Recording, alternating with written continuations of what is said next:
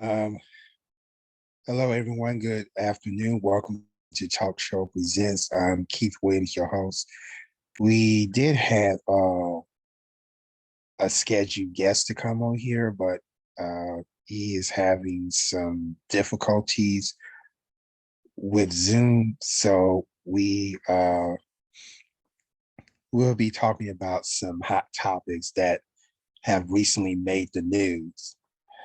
One of the things that made the news locally in Birmingham was the Birmingham Waterworks Board is under fire. I'm going to show you articles. So there's a couple of articles that I wanted to share. So with that in mind, we'll start right here. Because with that in mind, we'll start here with this article from Fox 6 WBRC, the Fox affiliate here uh, in Birmingham. So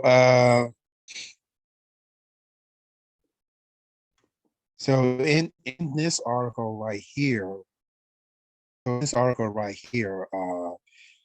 Fox 6 obviously has been doing an ongoing investigation on corruption in the Waterworks Board, and in their investigation, they ran into some secret audio recordings from an ex-employee of the Waterworks Board that stemmed from December of 2021.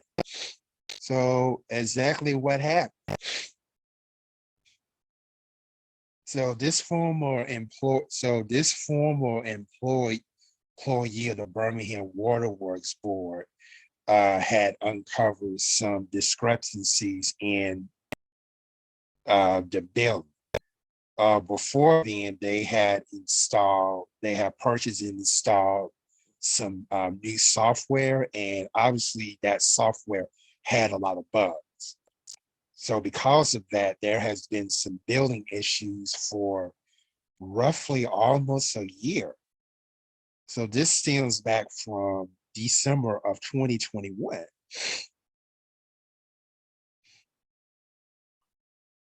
So this employee, which they call Anne, said that she and three other members of the building department were fired last December and was accused of falsifying meter readings, a charge that she denies. In fact, Anne says her supervisor accused her of falsifying the readings of a series of meters at new homes in Hoover. But Anne says she was simply following orders. She said she asked for a meter reader to go out and reread the meters because the first reading claimed the homes have not used any water at all. So she was just trying to make sure that the readings were correct. That this is in Hoover. She says that she does not agree that 28 homes in Hoover area has zero consumption of water during the summer months. So, in other words, there are some people in the city of Hoover, for example, they're not paying, they don't have a water bill, which means they're getting free water. And so there has been claims that, that places such as Hoover are getting a free pass when it comes to receiving services from the Birmingham Waterworks Board. There might be some truth in this claim, because there are 28 homes, according to Anne, there are 28 homes that she disagreed that they did not use any water. That's kind of hard to believe. and that she wanted a meter reader to go out to make sure that that was correct. Because it's kind of odd that you're living in a home and you're not using any water. That's kind of crazy. If you're living in a home, an apartment, at some point in time, you're going to be using some kind of water, whether you're washing your car or you're cooking, or you're washing your hands, you're using the toilet, or you're taking a bath. Some type of water is being used. So for 28, homes, not being built, for water is kind of hard. It's difficult. And this lady that was fired, one of the four people that was fired, she wanted to make sure that this claim, was correct. So she sent a reader meter out to make sure that these homes, that the meters for water and sewer service is being properly used. And according to this short article, it says that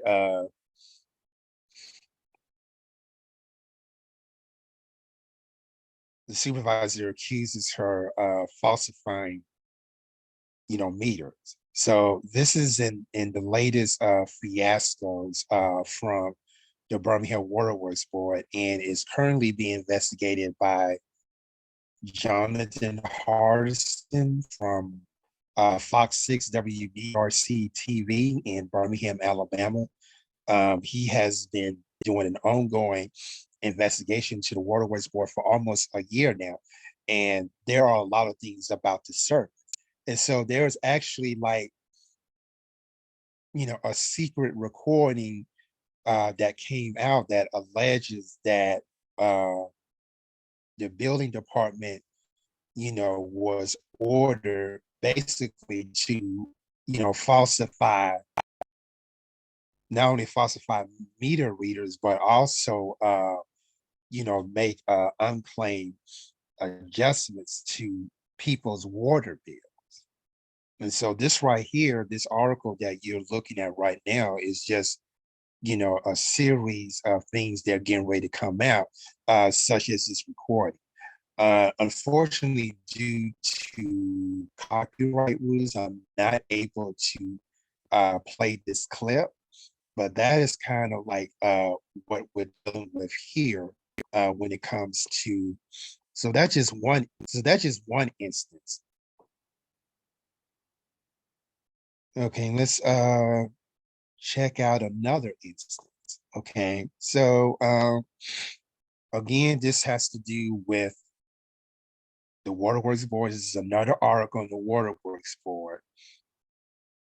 There is a public hearing that is scheduled at the Birmingham Waterworks Board headquarters on November the 9th at 5:30 p.m.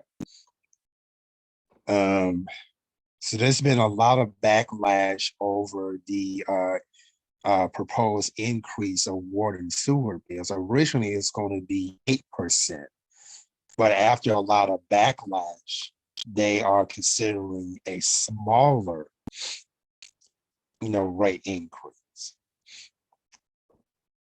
So it's either going to be 4.9%, 5.9%, or 6.9%. Again, this was actually published like 3 days ago, again by Jonathan Hardison, who has been investigating the corruption with the Birmingham Waterworks Board since December of 2021. And so in this article, the original proposed 8.3% increase 2 weeks ago had met with a lot of backlash. So now they're deciding whether it's going to be either a 4.9% increase, a 5.9% increase, or a 6.9% increase, even though it's still kind of up in the air, whether or not they're going to remain the budget will remain to be 8.3%. So that 8.3% increase had met with considerable uh, protests from rate payers at their regular schedule meeting, which was a couple of days ago.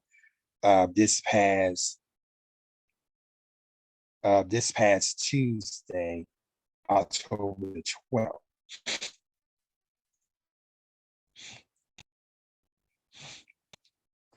So they're still having billing issues.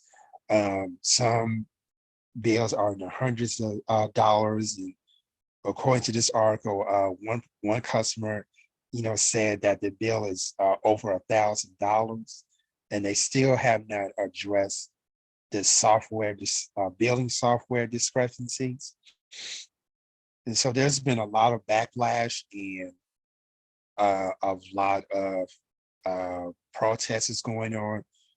We know that in the city of Birmingham, we have very old infrastructure here, so that's kind of make things worse. And with the money that Birmingham Water Works Board have received, they have not done anything to upgrade any of the type of infrastructure, in the city as far as water and sewer lines is concerned.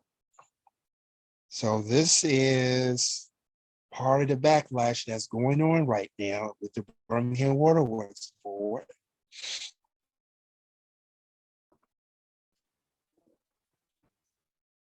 So according to Communications Director Rick Jackson, he said that there has really been no consensus rather of how much the rate will be. They want to proceed with this, public hearing, to see what the customers, have to say. We know that this is all smoke and mirrors because they've done this before. In the last 5 years, there have been up to 6 rate increases, despite the public hearings, that they have. So I don't know what difference this is going to make, but the people are still encouraged to attend this public hearing and make their voices heard. So they can't say, well, we don't hear from our customers. Yeah, you will have opportunity to hear from the customers, okay? So again, the Birmingham Water Works Board will have a public hearing to allow customers to voice their opinions about any proposed rate increase on November the 9th, 2022. That meeting is at 5:30 p.m. And sometime shortly after that, the board will, vote on exactly, what the percentage is going to be. But again, that public hearing is on November the 9th at 5:30 p.m. Let's see what else we got here. Okay, so that's that. And now so there's another article here. So in this article, again, is another article by Jonathan Hardison. He's been investigating this, he's been investigating the fiasco with the Birmingham Water Works Board. And it looks like the Alabama Attorney General, Steve Marshall, is now involved in this. Let's see what happened here.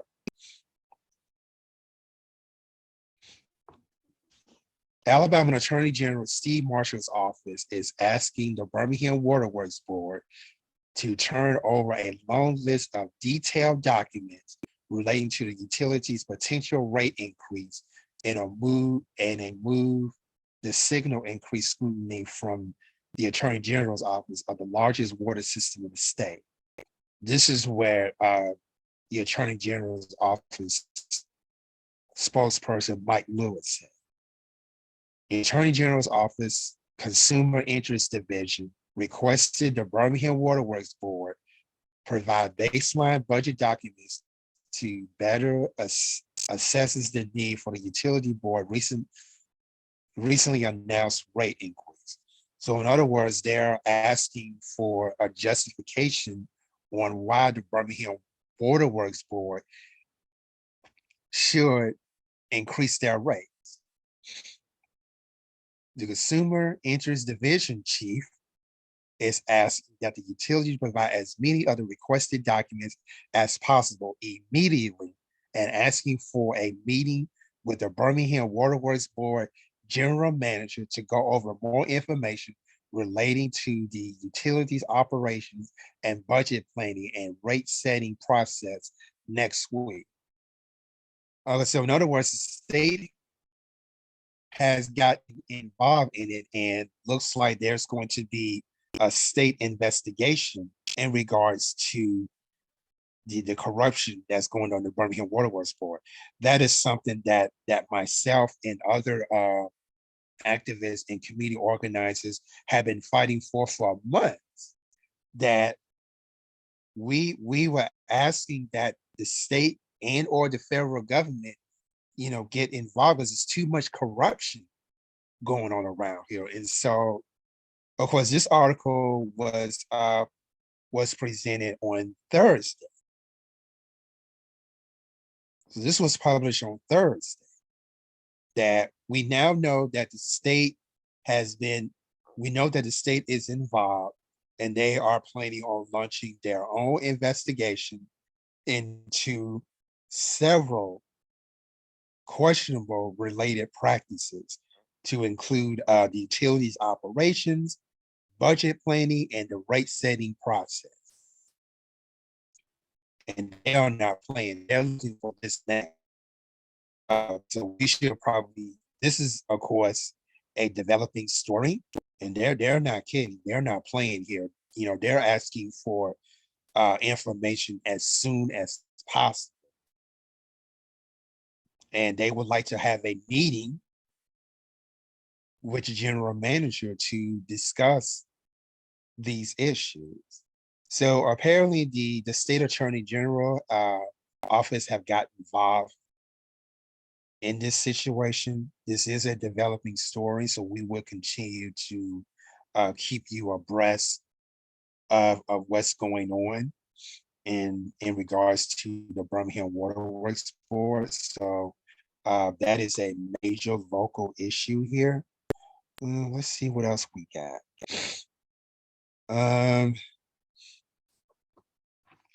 Also in the news, Chelsea High School parents concerned over students saying racially slurs in a video. So for those of you who don't know, hold on just a second. Chelsea is a Birmingham, it's a suburb of Birmingham, Alabama, located in Shelby County. It's roughly about 30 minutes south of Birmingham. So this situation arose when a local activist here had posted a TikTok video concerning her son being racially targeted at Chelsea High School using racial slurs. So that's what this article, is about.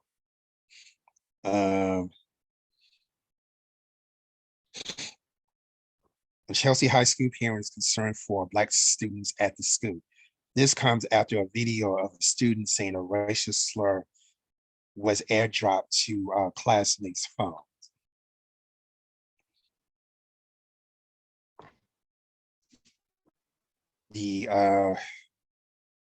This is a statement from the Shelby County School District.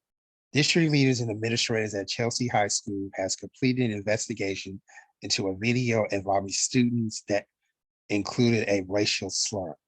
The offending student has been identified and will face appropriate consequences as outlined in the Shelby County school's code of conduct. So according to this activist follow-up video on Facebook, she said that the student in question, who mentioned a racial slur and had distributed throughout students at that school, only received a 5-day suspension, only 5 days. And she has also made several racially motivated threats, which in most cases will qualify for that student to be expelled from school. That has not happened. This student only received a 5-day suspension before returning to school, and parents at Chelsea High saying that that's not enough.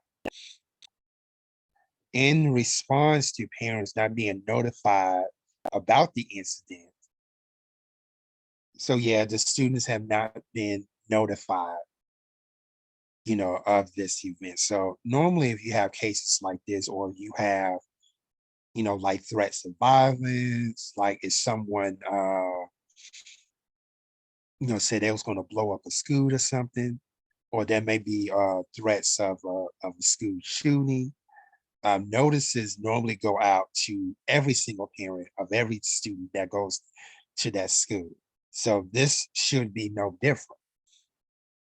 So in response to parents not being notified about the incident, school officials says this: the school notified parents who have children who were directly involved in this specific incident.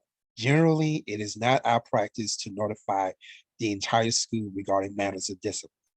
The students involved were disciplined according to the code of conduct, but we are not at liberty to discuss the specifics of that punishment.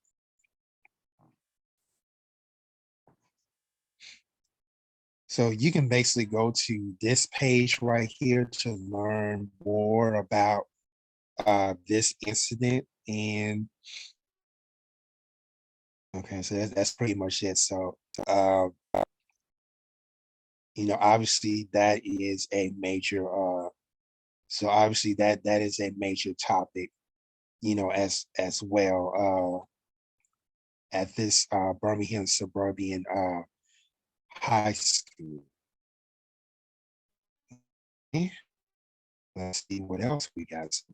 This is local stuff.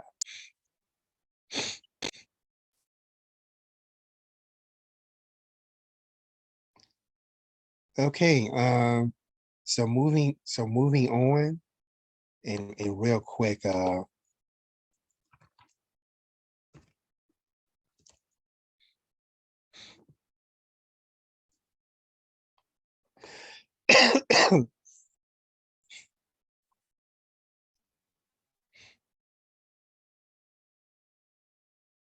so the last day of the January 6th commission hearings was held on Thursday, October the 13th. And we're just going to kind of give you a background, information on this.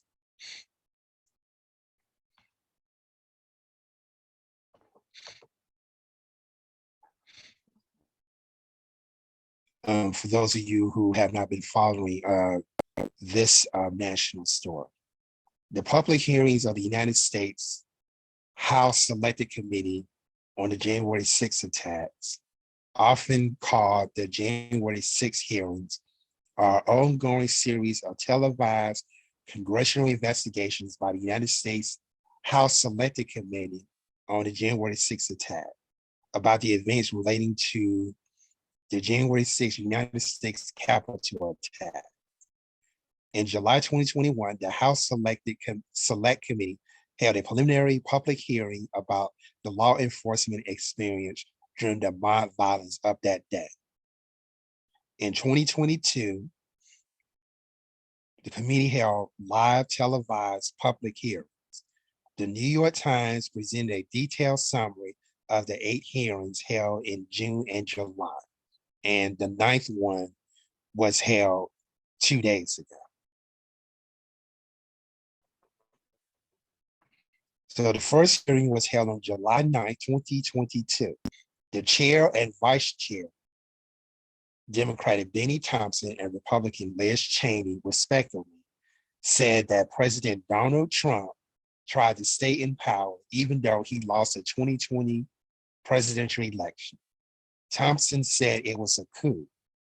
Cheney said the hearings will present evidence showing that Trump used a 7-part plan culminating in a January 6th attack on the Capitol. The committee has been calling live witnesses, most of whom are Republicans, and some are Trump's lawyers. They testified under oath. The committee is also making extensive use of video from a number of sources, including sworn deposition testimony obtained early. During this hearing, the committee shared footage of the attack, discussed involvements of the Proud Boys, which is an extremist. They are a far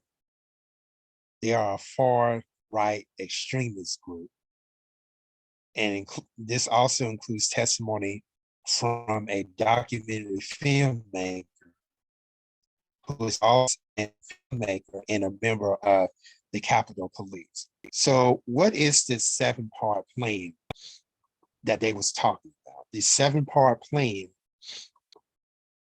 So what is the 7-part plan? Oh, here we go. We found it. Okay, so this is the Trump administration's 7-part plan to overturn the 2022 election, according to the January 6th committee. Number 1, Trump had knowledge that he lost the 2020 election, but spread misinformation to the American public and made false statements claiming significant voter fraud, which led to his defeat. Number 2, Trump plans to remove and replace the Attorney General, the Justice Department officials in an effort to force the Department of Justice to support false allegations of election fraud. Number 3, Trump pressured Vice President Mike Pence, to refuse certified electoral votes in the official count on January 6th, which is in violation of the U.S. Constitution. Number 4, Trump pressured state lawmakers, election officials, to alter election results in his favor. Now, there are particularly in states like Georgia, Arizona, Pennsylvania, Michigan, and Wisconsin specifically. Trump's legal team and associates directed Republicans in 7 states to produce and send fake alternate electoral slates to Congress and the National Archives. Number 6, Trump summoned and assembled a destructive mob in Washington, D.C., and sent them to march on the Capitol. And number 7, Trump ignored multiple requests to speak out in real time against the mob violence, refused to instruct his supporters to disband, and failed to take any immediate action to halt attacks on the Capitol. So this is Trump's 7-part plan on how he was going to overthrow the 2020 election. And mindfully, you have several members of Congress, including Georgia Representative Marjorie Taylor Greene and Alabama Representative Mo Brooks, were directly involved, and including several other Republican senators and representatives that were directly involved in the attack of the U.S. Capitol.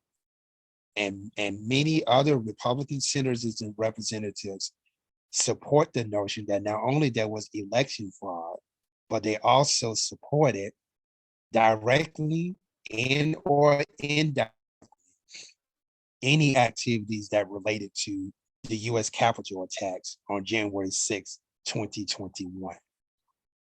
So that is his 7-point plan. Okay. Now we will go to the second hearing, which took place on June 13, 2022. In the second hearing, this was focused on evidence showing that Trump knew he lost and that most of his inner circle knew claims of fraud did not have merit. William Barr testified that Trump had become attached from reality because he continues to promote conspiracy theories and push the stolen election myth without interest in what the actual facts were. That's the second hearing. In the third hearing, which took place on June 16, 2022, in this hearing, it was examined how Trump and others pressured Vice President Mike Pence to selectively discount electoral votes and overturn the election by unconstitutional means, using John Eastman's fringe legal theories as justification. So what is that? So what is this fringe legal theory? Okay, well, let's look at that.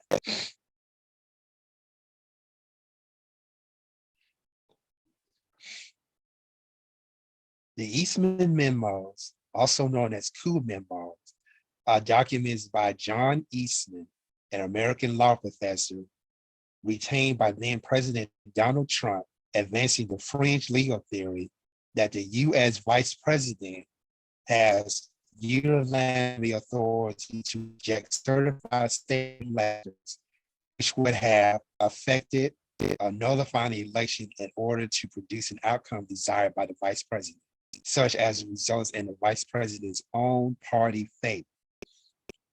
Trump and Eastman used the memos in an unsuccessful campaign to pressure then Vice President Mike Pence into preventing or nullifying the 2021 United States Electoral College vote count and eventually overturned the 2020 United States election of Joe Biden so that Trump would retain power. The Trump campaign engaged Eastman with a formal retainer agreement signed on December 5th, 2020 for services in litigating the election outcome. The memos have been described as an instruction manual,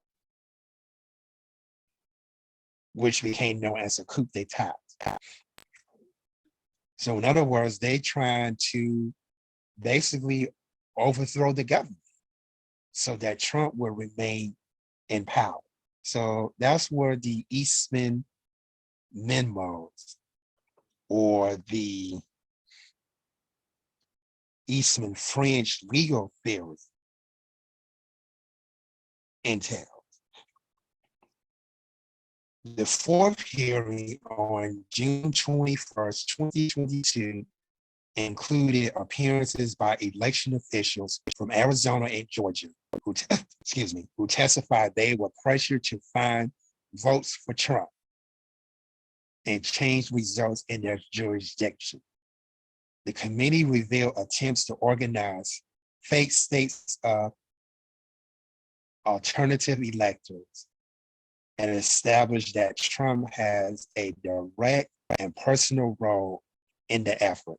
In other words, they was going to put out there some fake electors.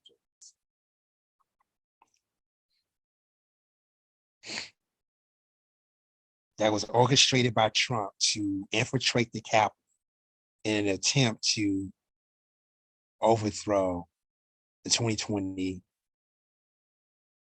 presidential election, which there is video of that as well. And I thought that was handled beautifully by the Capitol Police. The fifth hearing on June 23rd, 2020, focused on Trump's pressure campaign on the Justice Department to rubber stamp his narrative of a stolen election. The instances are numerous debunked election fraud conspiracy theories, requests to seize voting machines, and Trump's efforts to install Jeffrey Clark as acting attorney general.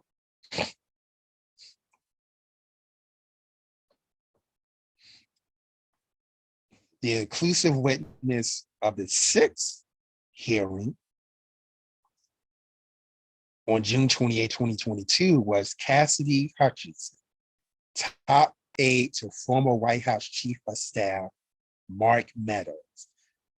Conversation with Trump's inner circle reveals White House officials knew days in advance of January 6th that violence was possible. Her testimony shows Trump knew supporters at the Eclipse rally were armed with AR-15s and other weapons, and that he wanted less stringent security checks at his speech. Trump planned to join the crowd at the Capitol and became enraged when Secret Service refused his request. In the closing of this particular hearing, Representative Liz Cheney presented evidence that witness tampering may have occurred. This was also the instance to where many of your Republican senators and representatives, including Mo Brooks and Marjorie Taylor Greene, were directly and or indirectly involved in the mob on the U.S. Capitol, and that they was behind the entire planning of this mock event at the Capitol days before it took place.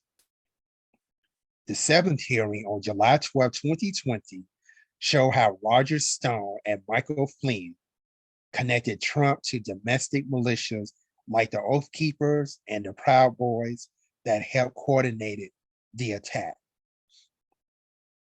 Oath Keepers and Proud Boys, of course, are extreme right-wing terrorist, domestic terrorist organizations who Trump used to help coordinate the attack. Roger Stone and Michael Flynn, of course, has been tried and been convicted of conspiracy.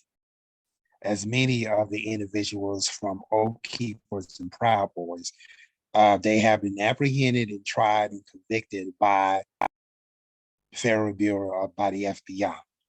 And of course, that is going on now. All right.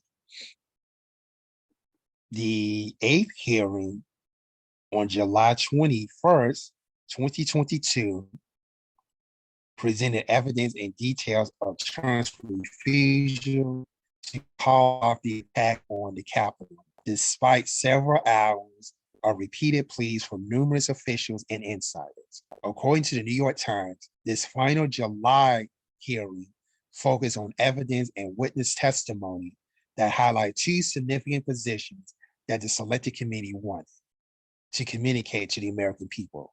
First, Representative Liz Cheney made the case that Trump should never hold office again, asking, can a president who's willing to make the choices Donald Trump made during the violence of January 6th ever be trusted with any position of authority in our great nation again?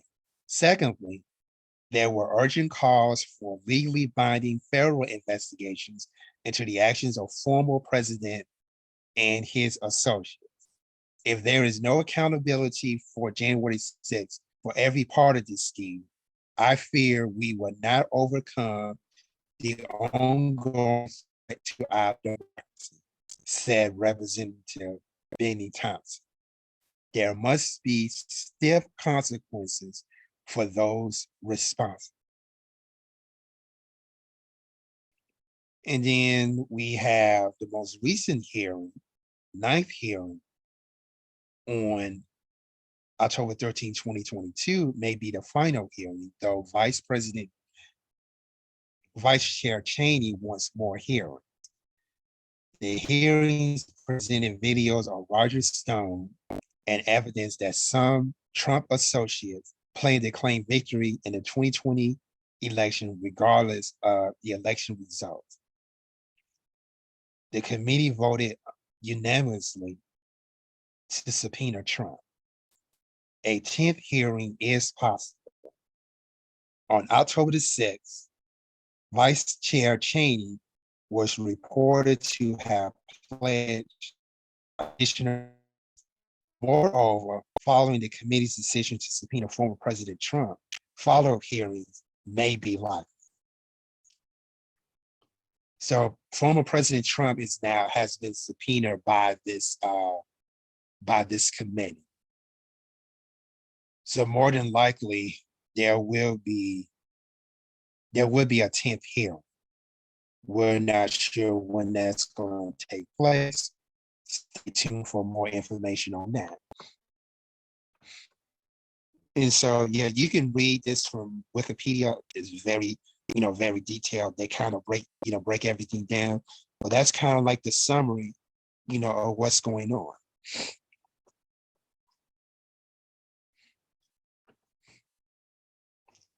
So let's go to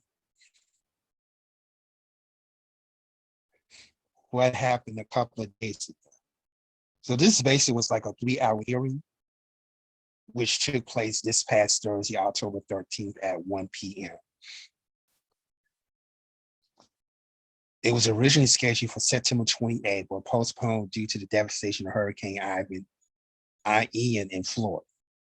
The hearing focused on evidence and testimony regarding Trump's involvement in events surrounding the attack of the Capitol, as well as the information on the controversial website www.thedonald.we. Newly released videos of Nancy Pelosi, her Congress members, and lawmakers at their secure location during the attack. Newly released videos on the rioters' reaction to Trump's go home message, and newly released text from Secret Service agents demonstrating the awareness and warning signals about potential threats to both Pence and Congress in advance of January 6th. The committee was also expected to vote on its next investigative steps, and also unanimously voted to subpoena Donald Trump to make him testify. Among those shown in the video testimony footage were former Trump administrative officials Mike Mulvaney and Elaine Chao. Representative Jamie Herrera Buechler, a Republican from Washington. They also gave video testimony about what she claimed Kevin McCarthy told her about his phone conversation with Trump. Kevin McCarthy, of course, is the minority leader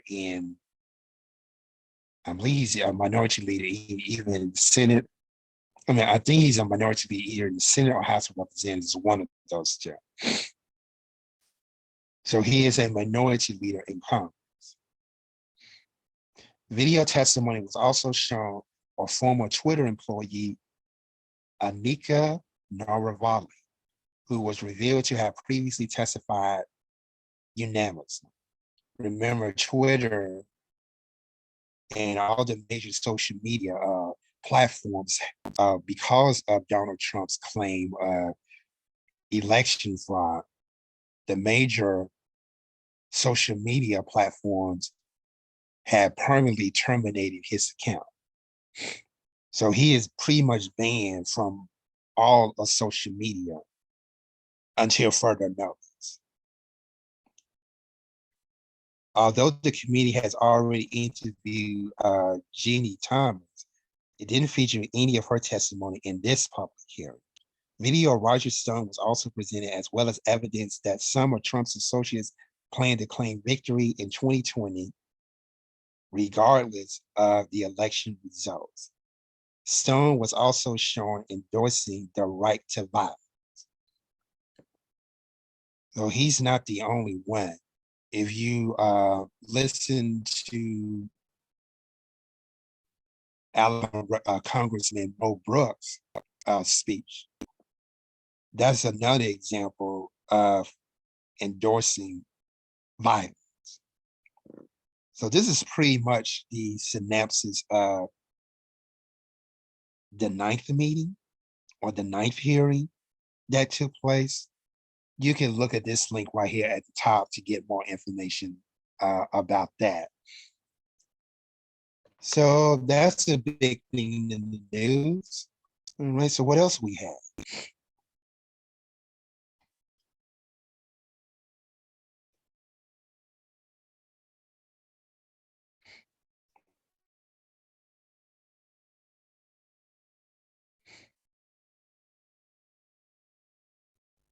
There's also an interesting story about there's also an interesting story about uh, Birmingham Mayor Randall Woodfin.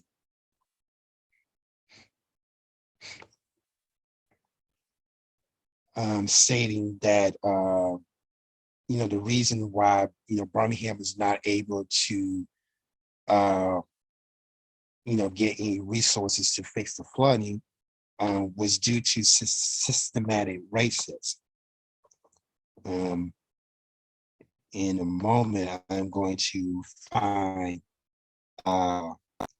find that article, as well, because that article, of course, is sparking some controversy as well. And then next, we're going to talk about that big debate between in uh, in Georgia between Republican Herschel Walker and a Democratic incumbent, Reverend Ralph Warnock.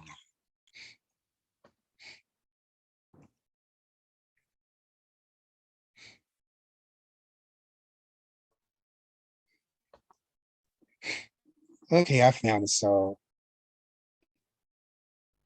just waiting for a moment to pull up.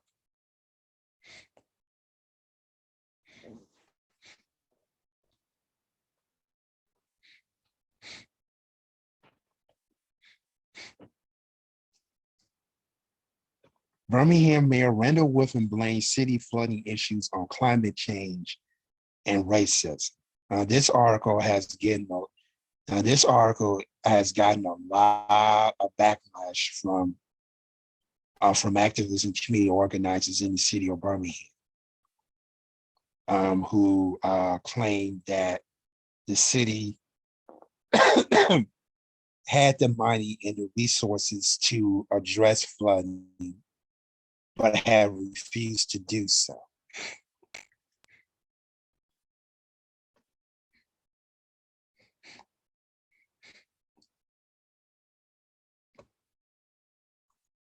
I'm gonna let you listen to it. Birmingham Mayor Woodfin blames flood issues on climate change and racism. Article by Daniel Taylor. Flash flooding can be a big problem for metropolitan areas with poor drainage, but Mayor Randall Woodfin believes climate change and systemic racism have made it a much worse issue for the city of Birmingham. On Monday, Woodfin joined a panel of experts at the Bloomberg City Lab Summit in Amsterdam, Netherlands, an event hosted by Bloomberg Philanthropies and the Aspen Institute, where municipal leaders, academics, businessmen, and artists from around the globe discuss ways to improve urban environments, from leading their communities through pandemic recovery to welcoming refugees from global conflicts to combating climate change. There, Woodfin spoke about how Birmingham's history and geography have created the perfect storm for flash flooding conditions. I've been serving as mayor for the last 5 years. What I didn't know when I signed up for the job was that I would also have to compete with extreme weather events such as flash flooding, Woodfin said. Remember, we sit in a bowl, so we've already been dealing with tornadoes pretty much since time. But over the last 2 years, with these extreme weather events and the humidity in Birmingham and all these other things that converge at one time, just since January 1, everybody, we've had 86 water rescues in a city that's landlocked. That's kind of extreme when you think about it for firemen and firewomen who sign up for a job to put out fires, but they're doing water rescues. Woodfin said of the city's 27,000 inlets, 18,000 have been assessed and found to be past their lifespan. To repair stormwater infrastructure to get it where it needs to be would cost roughly $500,000, he said. The city has looked at repurposing empty lots and planting more trees, he said, but the biggest impact might come from partnering with the federal government through Joe Biden's bipartisan infrastructure law. This bill is a once in a lifetime for a city like Birmingham to get water infrastructure right, and that will be probably our main partner, Woodfin said. When asked how race and equity have impacted flooding in Birmingham, Woodfin discussed how he believed historical racism affected the layout of the city, leaving Black neighborhoods in the worst areas for pollution and flooding. Race sits at the center of the city of Birmingham and has been since probably its inception, Woodfin said. I would dare say we're probably the poster child for redlining neighborhoods. In the steel industry, Black residents and their neighborhoods went right by these plants. So, well before we talk about these extreme weather patterns, the intentional design of redlined neighborhoods by putting Black residents in a city that's now 70% Black, putting Black residents near these smokestacks, living in floodplains, living in areas where your ingress and egress is surrounded by train tracks on all sides, all of this was definitely intentionally deliberate. So in the last 5 years, everything we do is centered around justice, racial equality. Woodfin touted his office's Division of Social Justice and Racial Equality, adding that climate change has to be a part of the conversation. These extreme weather patterns are affecting those same neighborhoods I just described more so than any other areas of town where they may stay on hills or heights, he said. And in his remarks with a call for a nonpartisan effort to address water-related climate issues. Water, as we know it, is basically a necessity of life. It doesn't have to be a divide on solving the issue. It doesn't have to be Republican, Democrat, urban, or rural. This is an issue we should all be behind to try to figure out how to solve, particularly on the extreme weather pattern side. To connect with the author of this story or to comment, email daniel.taylor@1819news.com. And don't miss out. Subscribe to our newsletter and get our top stories every weekday morning. Article by Daniel Taylor, 1819 News. There's several things I want to address in this article. First of all, I don't agree necessarily that the flooding in North Birmingham is due to systematic racism. Here's why I believe that. What we're dealing with here is poor infrastructure that years long before Woodfin became mayor has always been an issue in the last 50, 60 years that has never been addressed by any recent mayor. Not even Richard Arrington, have addressed it. So in other words, for almost half a century plus,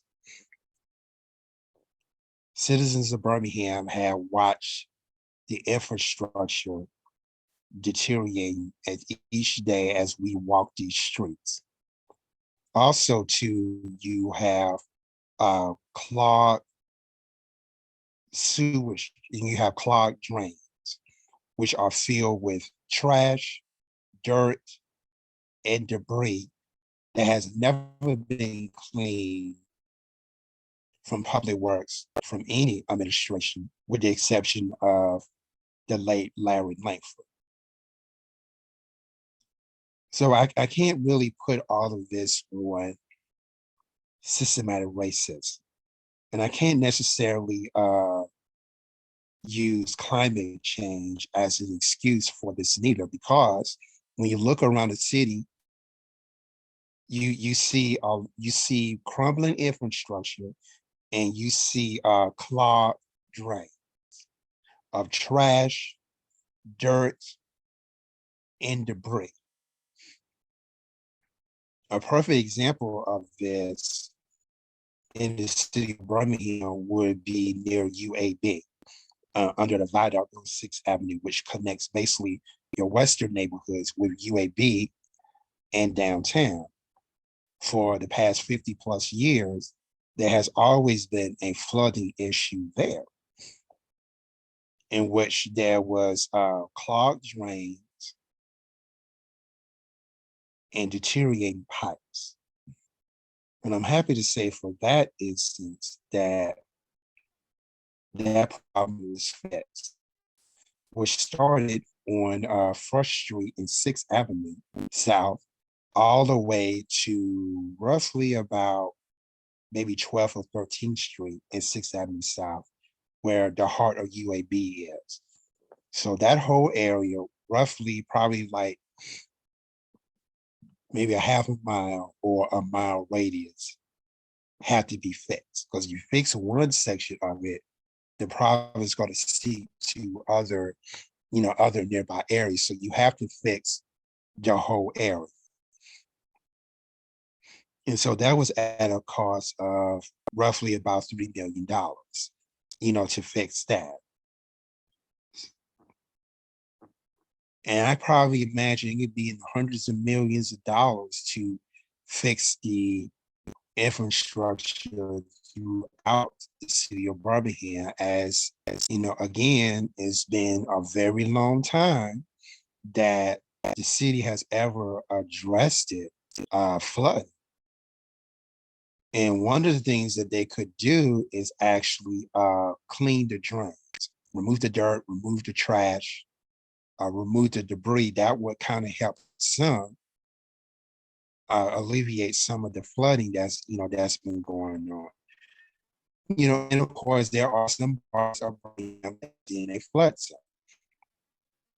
to which the people that are living in the area, they actually have to purchase flood insurance. And that's due in part to when we get torrential, when there's torrential rains in Valley Creek, which is probably the consensus of where most of the flooding is coming from. But over that period of time, the city of Birmingham had obtained numerous of grants and money from state and federal agencies to address the problem. They could have also used some of the CARES Act money, the American Rescue Care, Act money, and other coronavirus COVID-19 related assistance that was offered by the federal government between 2020 and 2021. That did not happen. In fact, the city has swindled millions of dollars that could have went to repair some of the crumbling infrastructure, to clean out the drains, and to repair some of these cracked streets. But that has not happened.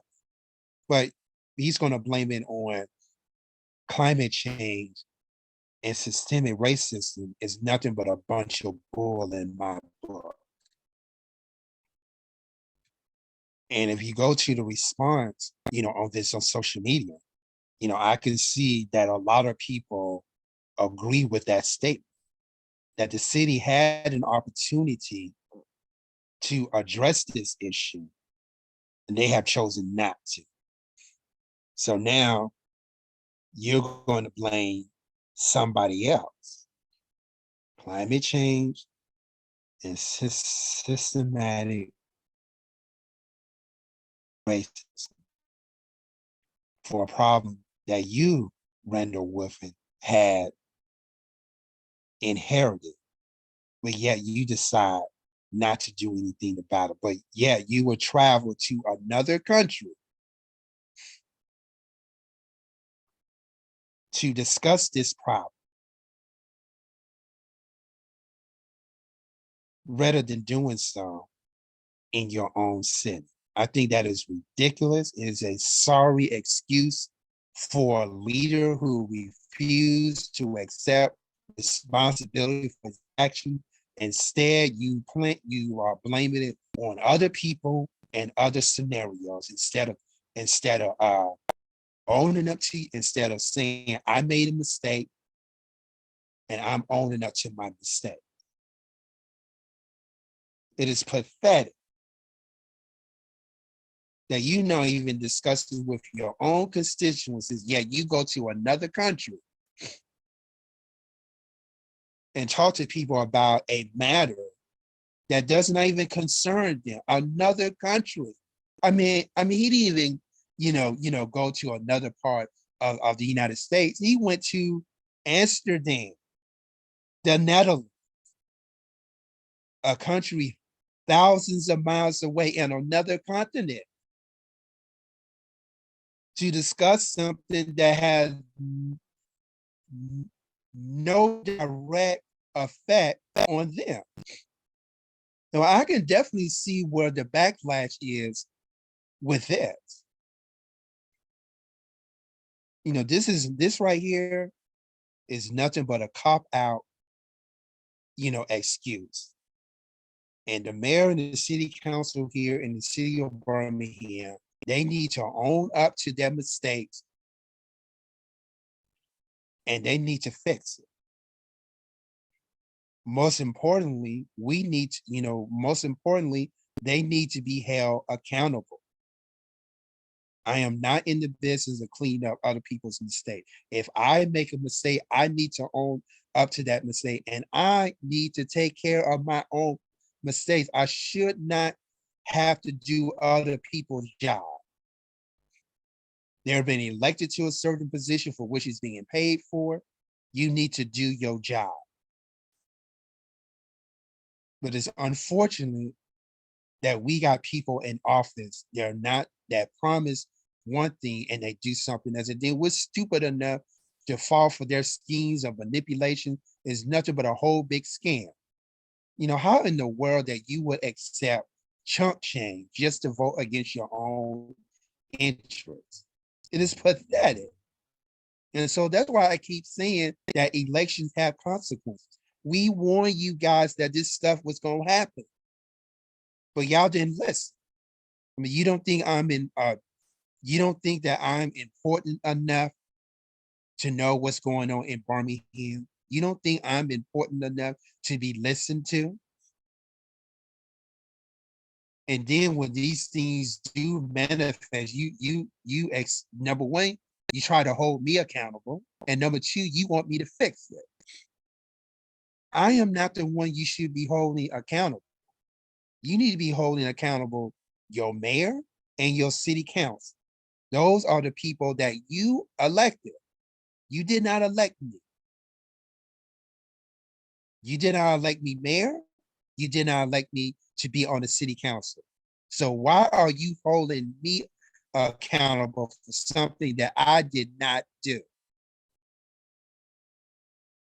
Wake up, folks. They're not who they say they are. And if you are blinded by, these, chump change, you're just as crazy as they are.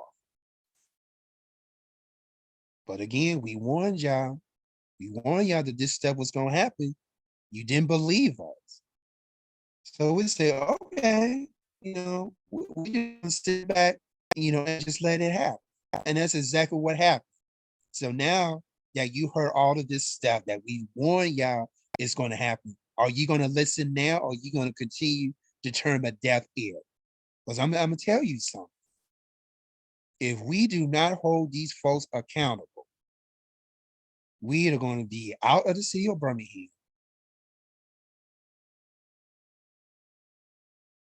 Or we're going to be out in the streets, homeless. Is that what you want? To be moved out of your homes because their area is being overpriced, because you're not being heard, you're not getting the city services, you deserve justification or whatever you want to call it. Is that what you want? By y'all turning a deaf ear to the issues and not get rid of the people, they're not doing their job. That's exactly what you're asking for. And I have no control. I have no control over that. I can only do my part in holding our elected officials accountable. I can't speak for you. I can only speak for myself, but I hope that you get the picture and that you're waking up and see that everything is not what it appears to be. You are living a blind reality. It looks real, it sounds real, but it's not real.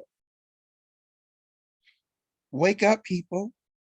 We have an election that's coming up, in October. And by the way, why we're talking about, elections, let's talk about this real quick. Let's talk about so let so let's talk about this Georgia Senate race.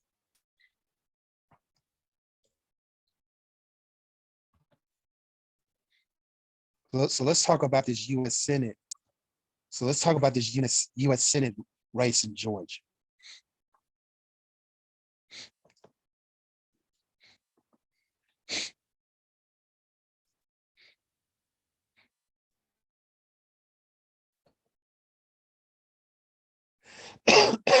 Okay, let's talk about that. So that has been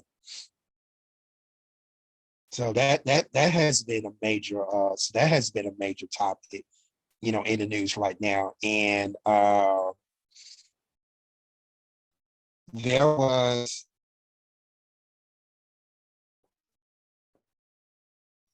there was a debate between Republican Herschel Walker and Democratic incumbent Raphael Warnock that took place last night.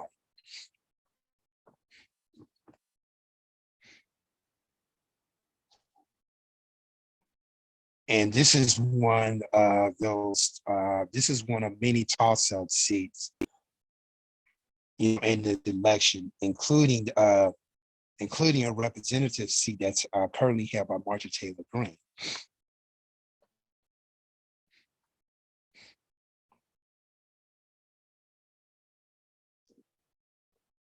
So real quick here,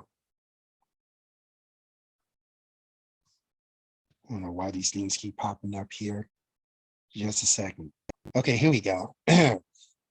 Democrat Senator Raphael Warnock and Republican challenger Herschel Walker clash over abortion voting rights and more, including personal issues during the first and only debate in the Georgia Senate race last night.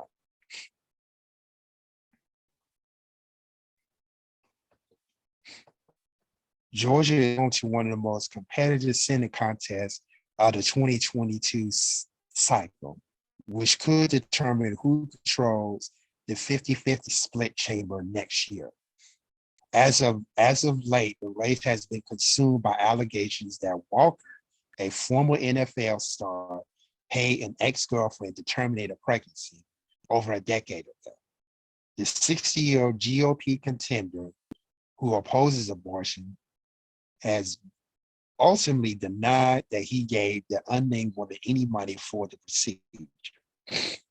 In the wake of the Walker controversy, however, polls show Georgia remains a toss-up state.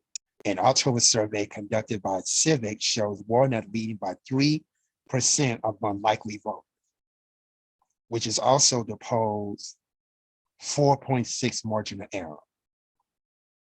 So Warnock is leading the polls by 3% in Georgia for this race. Republicans who have stuck by Walker had increased their attacks, focusing largely on Warnock's support of President Biden, who is unpopular in the Peach State. Here are some takeaways from yesterday's debate. At onset and through most of the debate, Walker urged voters to ignore the senator's sweet talk and think about their own economic situation. He regularly used the president as a battering ram against the Democratic incumbent.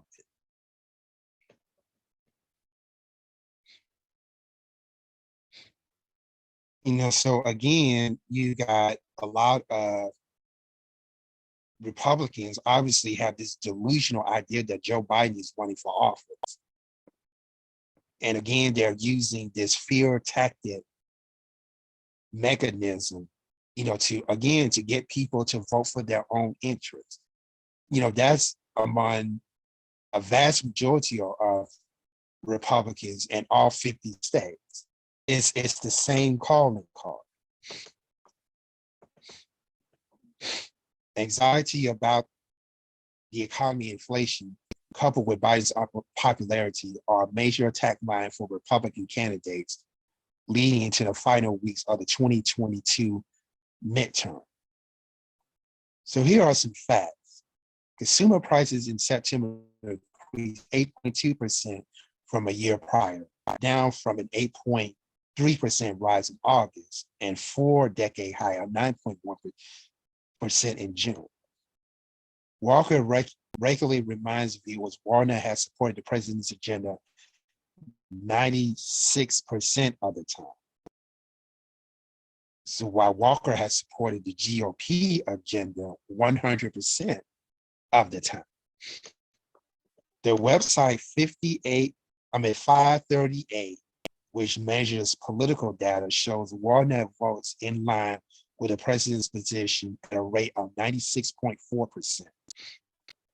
Warner acknowledged that Georgia is being hit hard by the country's economic woes, but pointed to how companies are ranking in profits too. Yeah, I kind of agree with that. I kind of agree with that. It's been a lot of price gouging in the last couple of years, so I kind of agree with that. Look at your oil companies. So what does Herschel Walker said on insulin?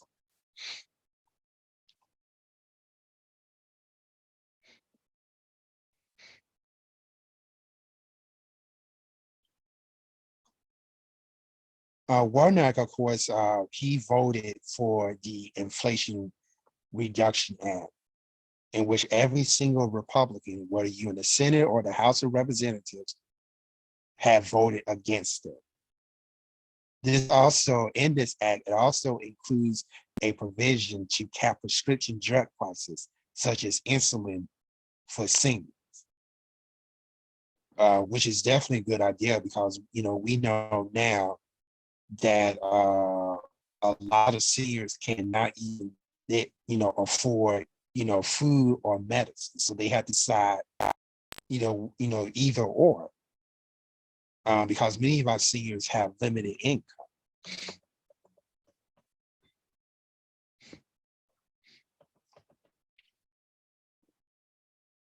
Walker, of course, opposed the legislation.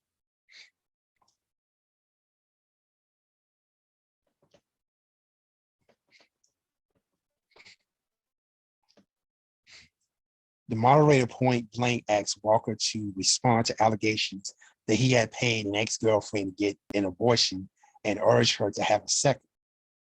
From the debate stage, he repeated the claim are a lie. He also said he is not backing down, that he has been transparent about his life in memoirs.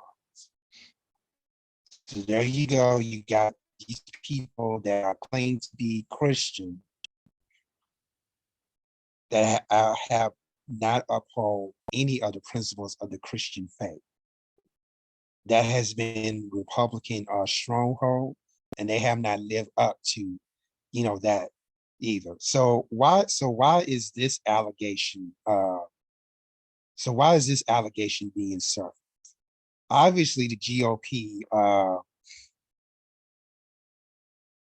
had a mastermind attack on abortion, to which Roe versus Wade has been overturned.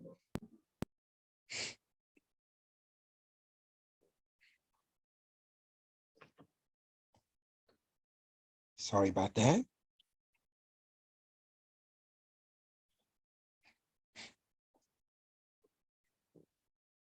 And then you have this person, Walker, who is said that he's against abortion, is alleged to pay his ex-girlfriend to have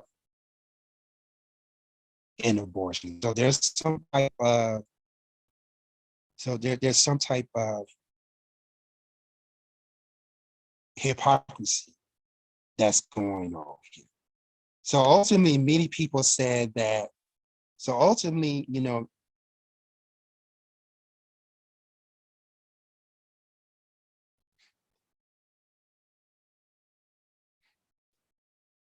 of course, Walker said that Biden did not win the 2020 election, and we know that and so is every other Republican.